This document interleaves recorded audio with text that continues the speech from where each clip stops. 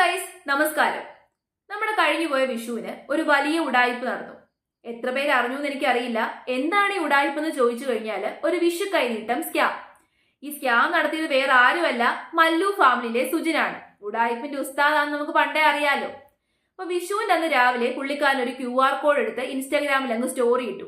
ആർക്കെങ്കിലും പുള്ളിക്ക് വിഷു കൈനീട്ടം അയച്ചു കൊടുക്കണമെങ്കിൽ അയച്ചു കൊടുക്കാം. ഈ സ്റ്റോറി വലുതായിട്ട് ആരും മൈൻഡ് ചെയ്തില്ലെന്ന് തോന്നുന്നു. 1-2 പേരൊക്കെ വിഷു കൈനീട്ടം ഇട്ട് കൊടുത്തു.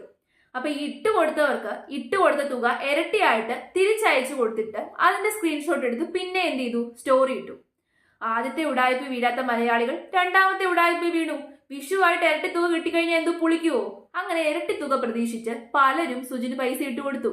മിക്കവരും വീട്ടമ്മമാരാണെന്നാണ് എനിക്ക് തോന്നുന്നത്, പാവപ്പെട്ട ആൾക്കാരാണ്.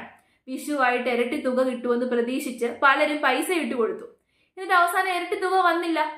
ഇരട്ടി തുക ബാങ്ക് അക്കൗണ്ടിലോട്ട് വരാതിരുന്ന കണ്ടപ്പോൾ പലരും സുജിനും സുജിന്റെ ഫ്രണ്ട്സിനും ഫാമിലി മെമ്പേഴ്സിനും ഒക്കെ മെസ്സേജ് അയച്ചു. അപ്പൊ ഇങ്ങനെ തുരുതുരാന്ന് മെസ്സേജ് വന്നപ്പോൾ സുജിൻ എന്ത് ചെയ്തു, നേരെ ഇൻസ്റ്റാഗ്രാമിൽ വേറൊരു സ്റ്റോറിയും കൂടെ അങ്ങ് എടുത്തിട്ടു.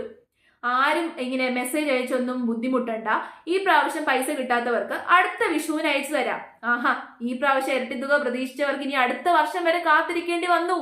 നിങ്ങളൊരു കാര്യം നിങ്ങൾ അയച്ചു കൊടുത്ത ആ ഒരു സ്ക്രീൻഷോട്ട് എടുത്തു വെച്ചിട്ട് അടുത്ത വർഷം വരെ ഇങ്ങനെ എണ്ണി എണ്ണി കാത്തിരിക്കുക, ഇരട്ടി തുക ഇപ്പൊ കിട്ടും. ഞാനതല്ല ആലോചിക്കുന്നേ, ഇവന്മാരെയൊക്കെ വിശ്വസിക്കുന്ന ഈ ആൾക്കാർക്ക് വിശ്വസിച്ച് പൈസ ഇട്ട് കൊടുത്ത ആൾക്കാരുടെ തലയിൽ എന്തോ കിളി വല്ലതും കൂട് വെച്ച് താമസിക്കുമായിരുന്നോ?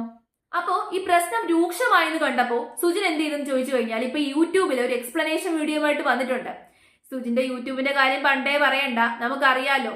ഭാര്യയ്ക്ക് ഇല്ലാത്ത അവിഹിതം ഉണ്ടാക്കി വരെ തംബ്നെയിൽ ഇട്ട് വീഡിയോ ഉണ്ടാക്കുന്ന ആൾക്കാരാണ്. വ്യൂസ് ഒന്ന് ഡ്രോപ്പ് ആയി കഴിഞ്ഞാൽ പിന്നെ എന്തെങ്കിലുമൊക്കെ ഉടായ്പം പൊക്കിക്കൊണ്ട് വരും വീഡിയോ ഇടാൻ വേണ്ടിയിട്ട്.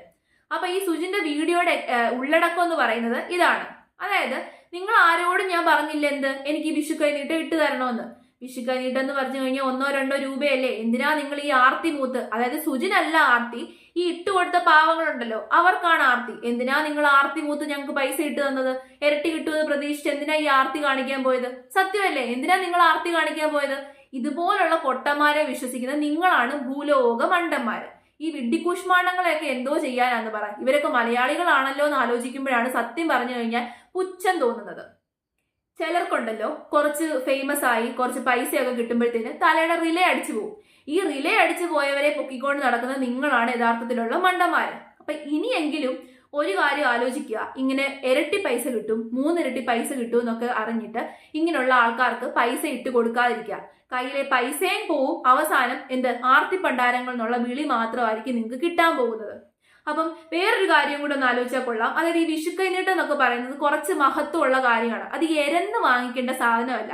ദയവ് ചെയ്ത് ഇത്തരക്കാരുടെ കയ്യിൽ കുറെ പൈസ കൊണ്ടു കൊടുത്തിട്ട് ഇങ്ങനെയുള്ള സാധനങ്ങളുടെ മഹത്വവും കൂടി ഇല്ലാതാക്കരുതെന്നുള്ള ഒറ്റ അഭ്യർത്ഥന മാത്രമേ എനിക്കുള്ളൂ.